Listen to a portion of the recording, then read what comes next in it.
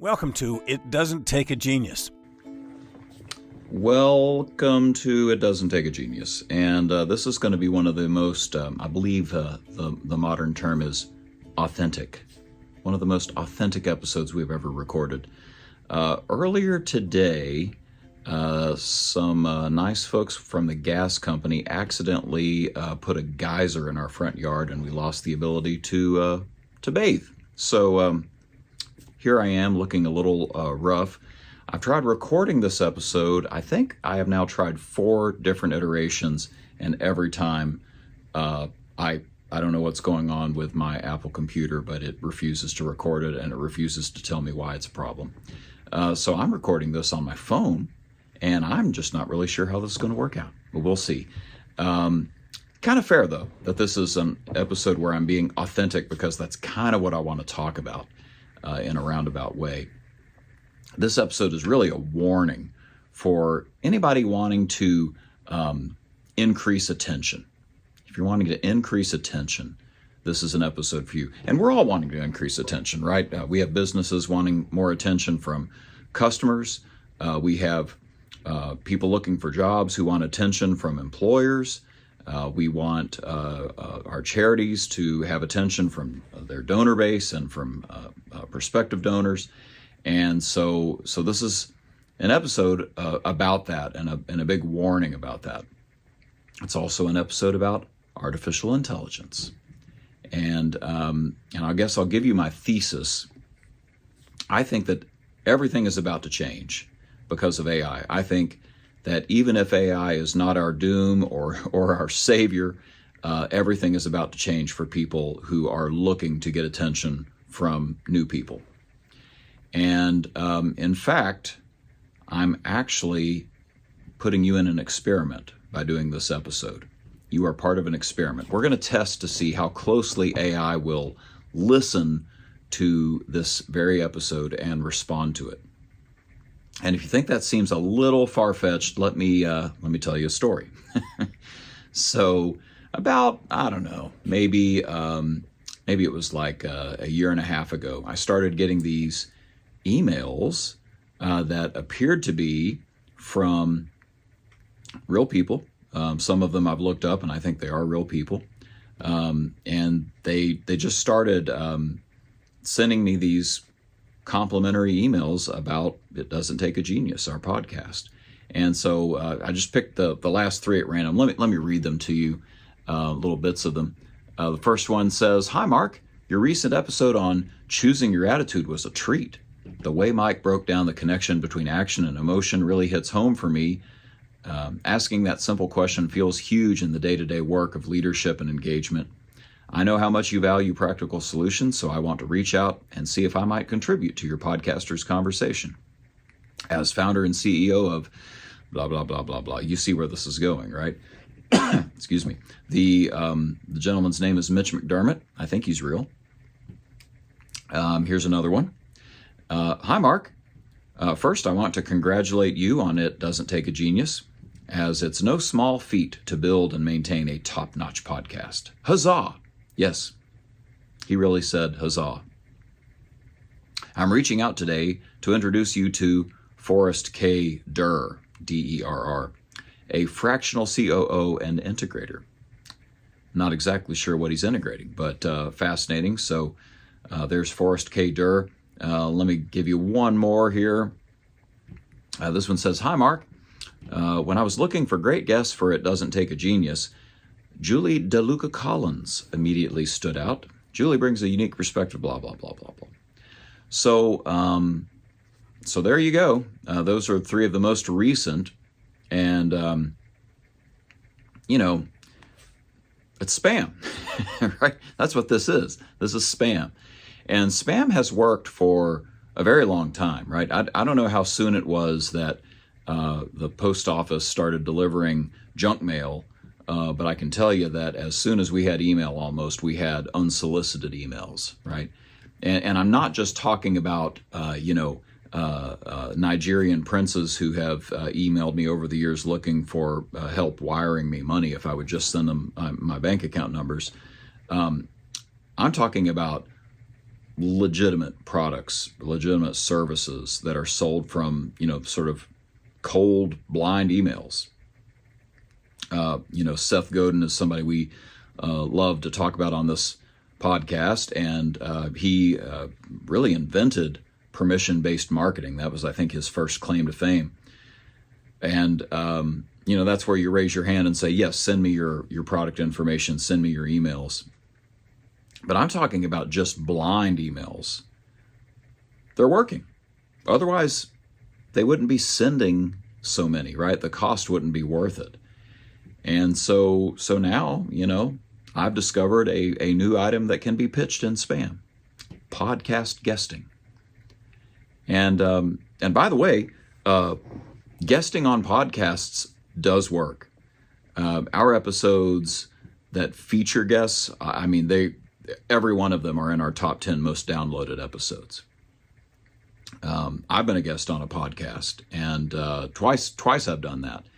And I think the second time that I did it, it was to an audience that had nothing to do with me, with my typical target market of people that are trying to engage employees and have loyalty building customer experiences.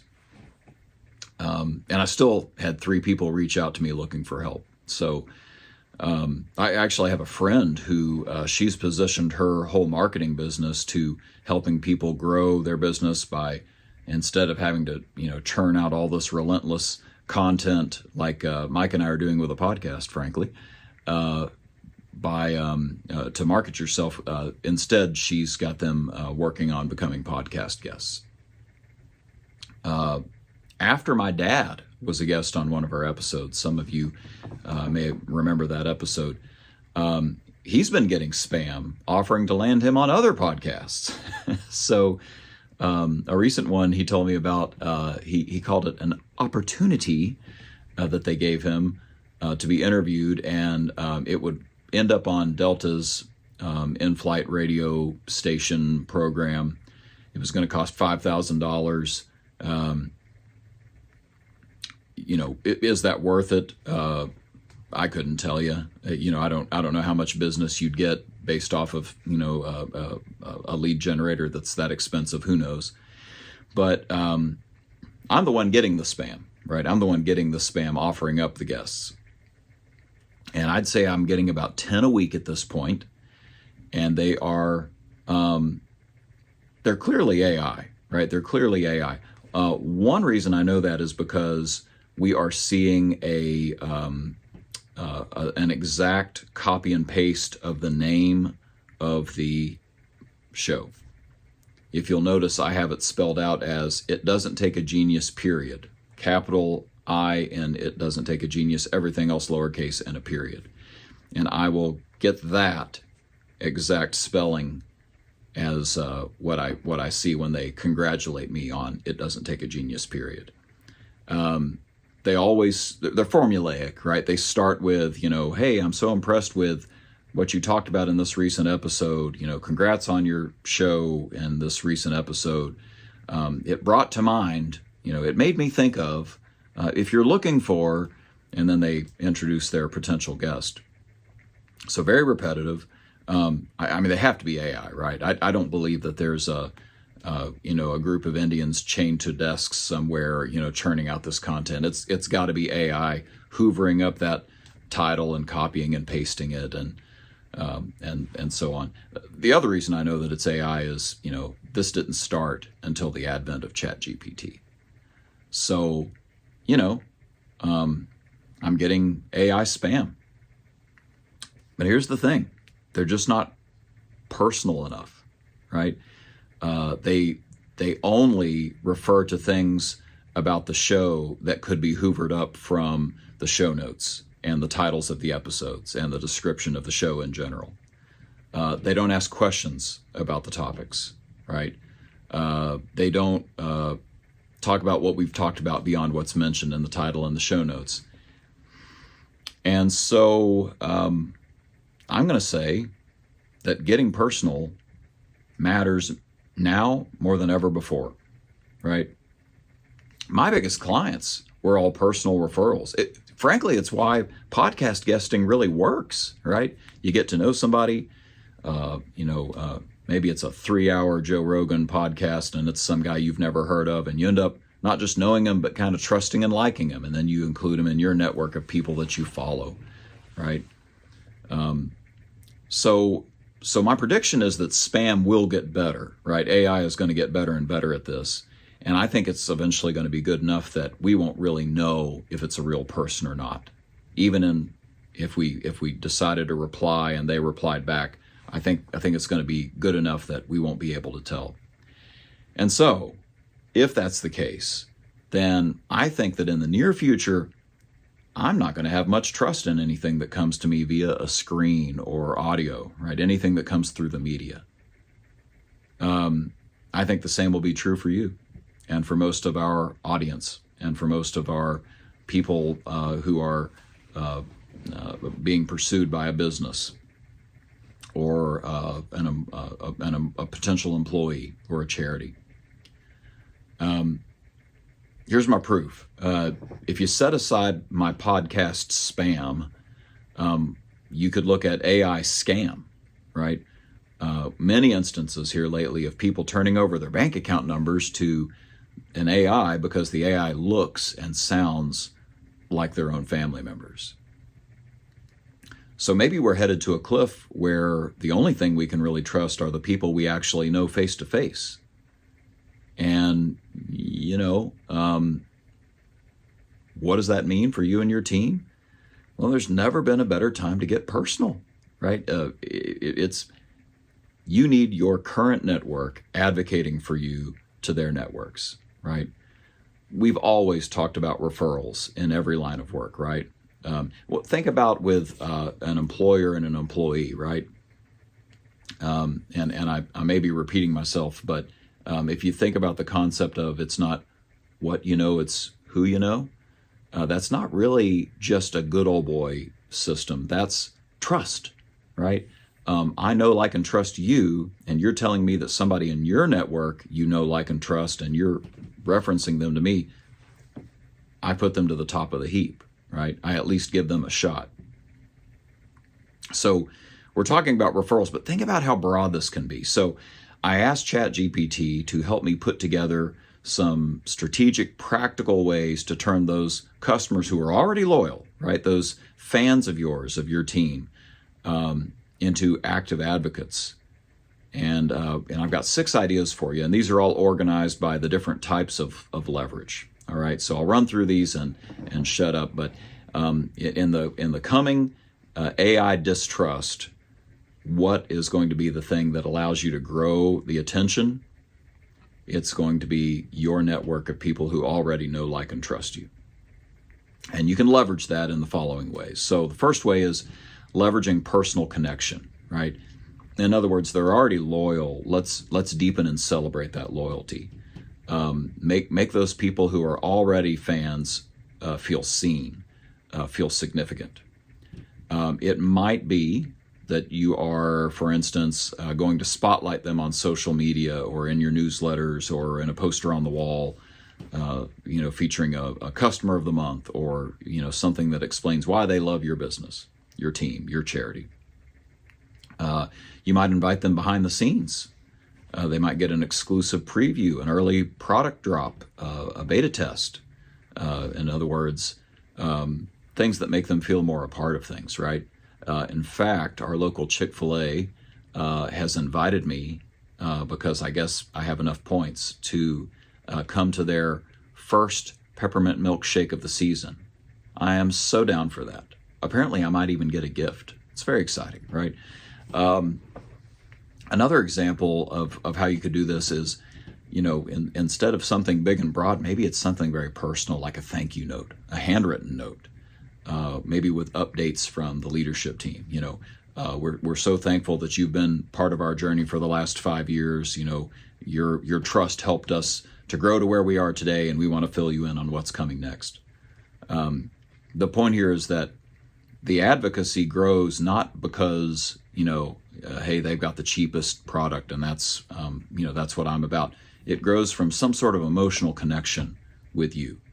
And so when they feel like they belong, they're more likely to share. So that's the leverage of personal connection. Let's talk about social leverage. In other words, social media, right? Making sharing easy and even rewarding, right? That they're already fans, they have goodwill. Now we're giving them a way to tangibly turn that into something, some visible word of mouth. So maybe it's like a referral program that would reward them for referring people, and maybe reward the friend that they're referring.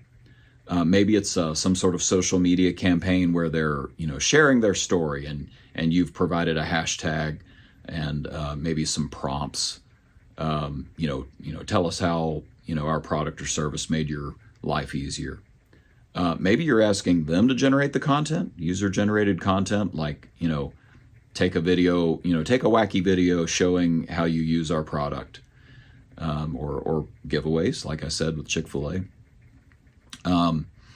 You're probably going to have to do this by equipping your advocates with some sort of social media kit, ready-made graphics, captions, stories to share. I'm actually participating in that right now myself. My entire adult life I've been supporting a cross-cultural Christian ministry called TMS Global, and I'm participating in their crowdfunding campaign right now. And we just launched this morning. By the time this episode drops, you'll see it on my social media feeds that I'm asking you to join me in financially supporting just a really wonderful organization that's made a big impact around the globe. I want to recommend them. I needed a simple way to do it, right? And so this has provided a way for that to happen. That's what social leverage is about. There's also community leverage. In other words, it's not just that you're a fan, but you're a fan that's a part of a tribe, right? So clients, customers, fans get turned into a movement.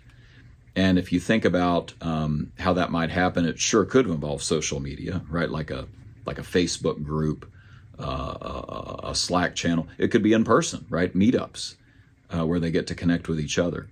And maybe this is like a VIP event, right? Whether it's virtual or in person, that sort of combines social enjoyment with the purpose of the brand, some sort of charity drive, some sort of local collaboration with a business that's sort of an underdog local business. I don't know, I'm making stuff up. But the idea is that, let's get them together, and you may still need some, tapped brand ambassadors who are like the top advocates to get people into this, movement. But give them a mission, right? Help us pick our next color that we order for the product that we sell. Help us design a new feature. They're getting to co-create the next chapter for your team, and they're going to advocate more strongly because they helped shape it, right? They're a part of that tribe. So that's community leverage. How about value leverage? And what I mean by this is that you're empowering them with knowledge, with tools that make it easier for them to be an advocate who's credible because they've got some insider knowledge. So again, they're already fans. You're just equipping them to go out and talk more powerfully about you. So maybe it's like, sort of insider education, on your process, your, how you source your materials, sort of the training your people receive to give the service that they give, the philosophy that makes you stand out. Maybe you're sharing case studies and success stories that they can use when talking about your brand. Maybe it's training, like almost like affiliate training, right? Like Amazon has with web links. But you're teaching them how to speak about the brand authentically, right? A lot of podcast hosts, I think, go down this route where they become advocates. But they're advocates with better understanding, so they're more persuasive than just being enthusiastic. So that's value leverage.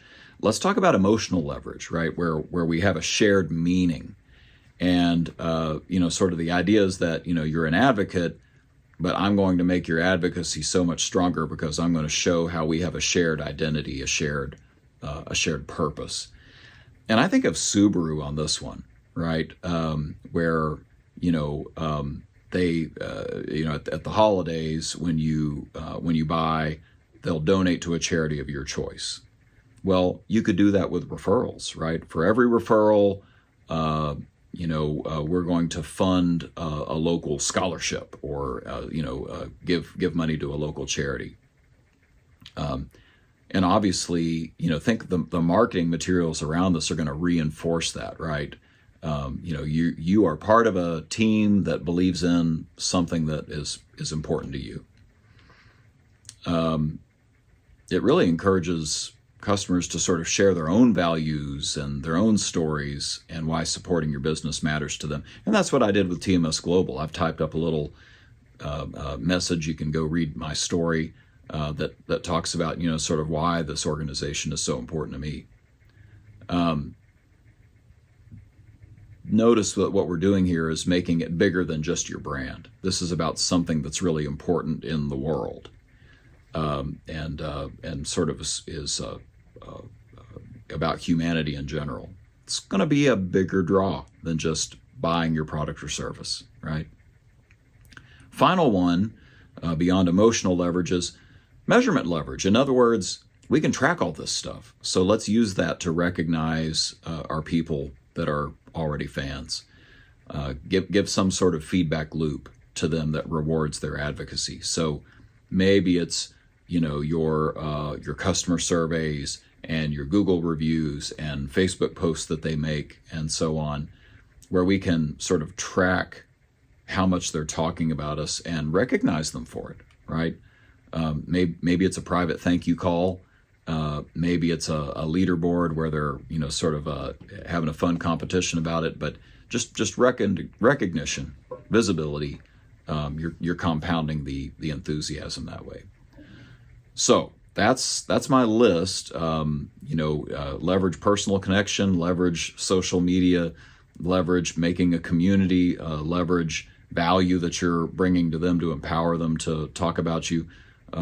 Leverage the emotion, right? Where you line up on shared values and purposes, and leverage the measurement so that you can track this and make use of it. That's the list. I think that helps you and I overcome the coming really authentic looking AI slop that is going to inundate our marketing. And you've got to find a way to stand out. And the only way to stand out is if it's not you. It's your network, people that they know, like, and trust, referring you to them. When I used to be in public relations, we talked about paid media versus earned media. And the idea was that a newspaper article about your company, your organization, was worth far, far more than a paid advertisement. Advertising still has its place. Paid media and earned media still have their place. But this is referral. This is my neighbor talking to me. This is somebody that I know, like, and trust on social media, sharing something with me that they want me to take part in. And that has a bigger impact than it ever has before, because we're not going to trust all those messages. We're not going to trust the media. So hope this has been helpful. We would love to talk to you about it further. By all means, ask questions, leave comments in a 5-star review of this podcast. We'd love for you to subscribe and so forth. And in our show notes, we have our email addresses. We'd love to hear from you. But hopefully this is helpful and gives you some ideas on how to overcome the landscape that's changing right in front of our eyes. And you and I can, do this. And hey, it doesn't take a genius. And that's a wrap. The musings of Mark and Mike. No rights reserved, etc. Feel free to share and discuss what you heard today. Even claim the ideas as your own. Who'd want to do that? See you next time on It Doesn't Take a Genius. Thanks. That's good enough.